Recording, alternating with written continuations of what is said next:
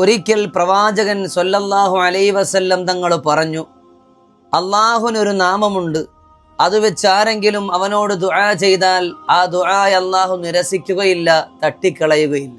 അനസ് റളിയല്ലാഹു അൻഹു പറയുന്നു, അങ്ങനെ ഒരിക്കൽ ഞാനും പ്രവാചകത്തിങ്കളും പള്ളിയിലിരിക്കുന്ന സമയത്ത് ഒരു സ്വഹാബി പള്ളിയിൽ നിസ്കരിക്കുകയായിരുന്നു. നിസ്കാരം കഴിഞ്ഞ് അദ്ദേഹം ഇപ്രകാരം ദുആ ചെയ്തു: അല്ലാഹുമ്മ ഇന്നി അസ്അലുക ബി അന്നി അഷ്ഹദു അന്നക അന്തല്ലാഹു ലാ ഇലാഹ ഇല്ലാ അന്തൽ അഹദു അസ്സമദു അല്ലദീ ലം യലിദ് വലം യൂലദ് വലം യകുൻ ലഹു കുഫുവൻ അഹദ്. അദ്ദേഹം ഈ രീതിയിൽ ദുആ ചെയ്തു. ശേഷം അദ്ദേഹത്തിന്റെ ആവശ്യങ്ങൾ അള്ളാഹുവിനോട് ചോദിക്കൽ തുടർന്നു.